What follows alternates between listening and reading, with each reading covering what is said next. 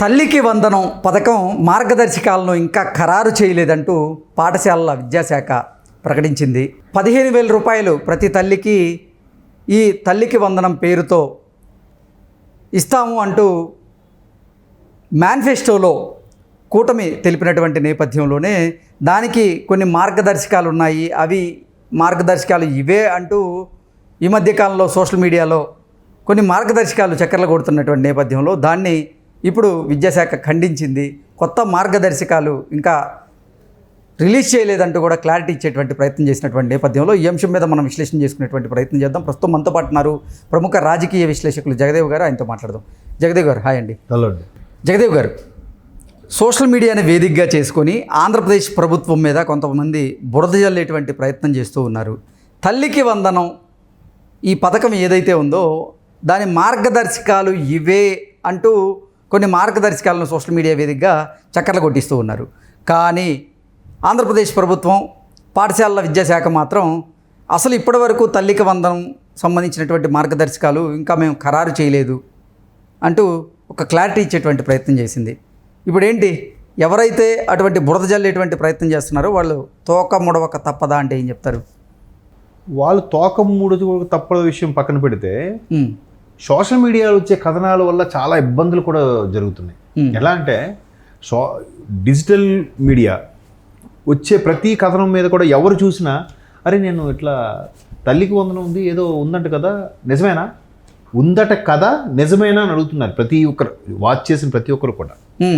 అదే ఒక శాటిలైట్లో ఛానల్లో లేదంటే ఒక ప్రింట్ మీడియా పేపర్లో వచ్చిందో అయితే పేపర్లో వచ్చింది అది నికార్సు అని నమ్ముతున్నారు. అంటే ఎన్నికల ప్రచారంలో భాగంగా టీడీపీ అలాగే జనసేన లీడర్లు మేనిఫెస్టోలో ప్రకటించారు, ఒక తల్లికి ఎంతమంది బిడ్డలున్నా వాళ్ళు చదువుకుంటున్నా ఒక్కొక్క బిడ్డకి 15,000 చొప్పున ఇస్తా అన్నారు. కానీ ఎన్నికల్లో అంటే గెలిచిన తర్వాత అధికారాన్ని ఫామ్ చేసిన తర్వాత ఇప్పుడు మాత్రం కూటమి మాట మారుస్తుంది అనే ఉద్దేశంతోనే అసలు ఆంధ్రప్రదేశ్ ప్రభుత్వం మీద బురద జల్లేటువంటి ప్రయత్నం చేశారు. అసత్య ఆరోపణలు అయితే చేస్తూ ఉన్నారు.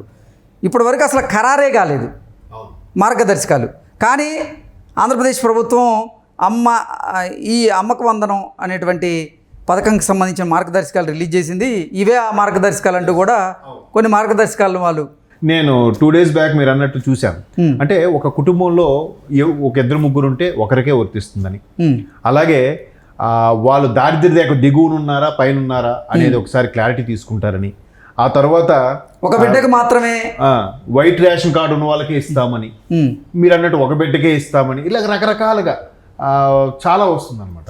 ఇవన్నీ కూడా సోషల్ మీడియాలో వచ్చే కథనాలే కానీ వాస్తవాలు కావు అనేది ప్రభుత్వం కూడా నిన్న మొన్న రిలీజ్ చేసింది. ఇంకా మేము అనుకుంటున్నాం మార్గదర్శకాలు రిలీజ్ చేయాలి, వాట్ ఈజ్ వాట్, ఎలా చేయాలి, ఎలా చేస్తే బాగుంటుంది, గత ప్రభుత్వం కన్నా బెటర్గా చేయాలని ఆలోచిస్తున్నాం తప్ప గత ప్రభుత్వం కన్నా ఇంకా దీనంగా పడిపోయే పరిస్థితి అయితే లేదు.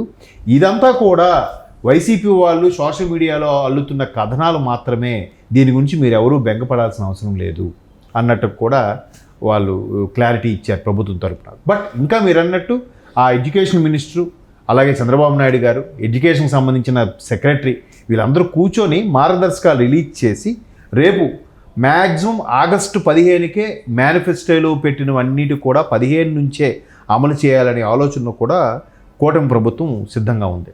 అయితే ఈలోగా ఆ మార్గదర్శకాలు కార్యాచరణ ఎట్లా ఉంటే బాగుంటుంది అంటే దీంట్లో కూడా మిస్యూజ్లు కొన్ని ఉంటాయి కదా, ఆ మిస్యూజ్ లేకుండా ఎవరికి ఇబ్బంది లేకుండా ఎట్లా చేస్తే బాగుంటుంది అనేది ఒక అభిప్రాయం.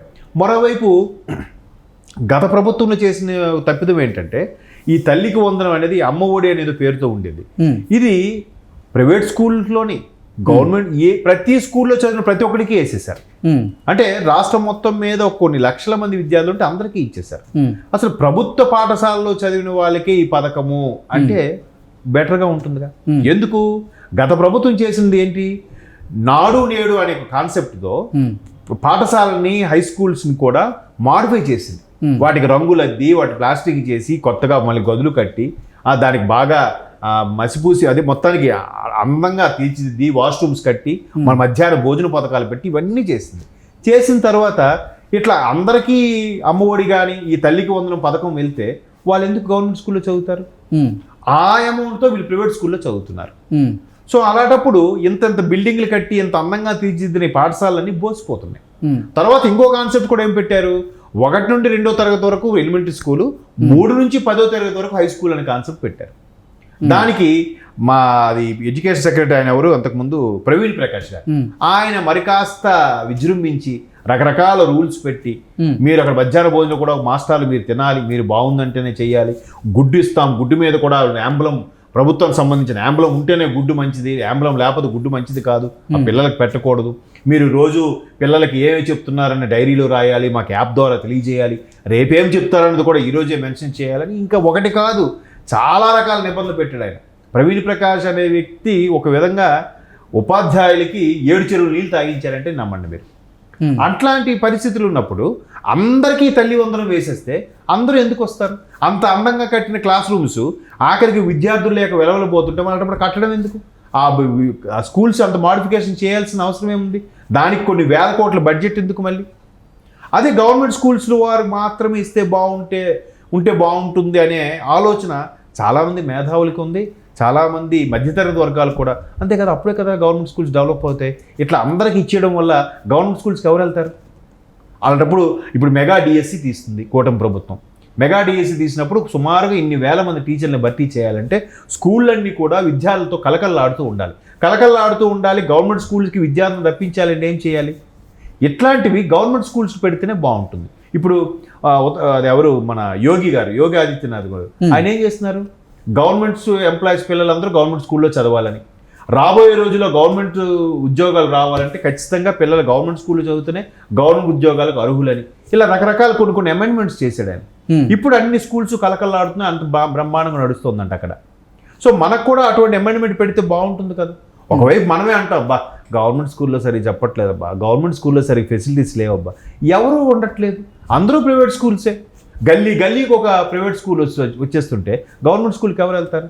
పోనీ ఇట్లాంటి పథకాలు పెడితేనే వెళ్తారు అని అంటే అది అందరికీ వర్తింపజేయేలా చేస్తే ఇంకెందుకు వెళ్తారండి?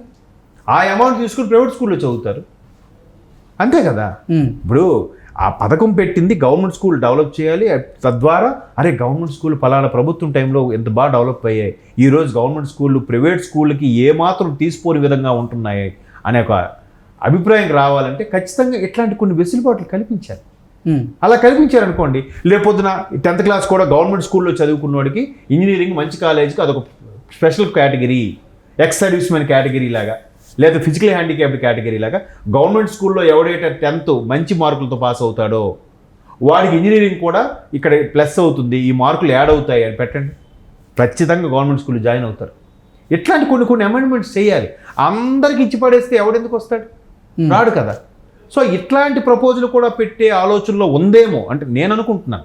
గవర్నమెంట్కి ఏ ఆలోచన ఉందో తెలియదు, ఎందుకంటే గత ప్రభుత్వం అందరిని ఇచ్చేసింది కాబట్టి జనాలందరూ కూడా అబ్బా మాకు వస్తే బాగుండు అనే ఆలోచనలు ఉంటున్నారు. కానీ అది కరెక్ట్ కాదు. ప్రభుత్వంతో పాటు ప్రభుత్వ పాఠశాలలు, ఎస్పెషల్లీ ప్రభుత్వ వైద్యశాలలు, హాస్పిటల్స్, స్కూల్స్ ఈ రెండు ఎప్పుడు బాగా పనిచేయాలి. అప్పుడే ఆ సొసైటీ మంచి మార్గంలోకి వెళ్తుంది. సో ఇట్లాంటి ప్రోగ్రామ్స్, ఇలాంటి అమెండ్మెంట్స్, ఇట్లాంటి పథకాలు, తల్లికి వందనం లాంటివి గవర్నమెంట్ స్కూల్ విద్యార్థులకు మాత్రమే కేటాయించాలని ఇట్స్ మై హంబుల్ రిక్వెస్ట్.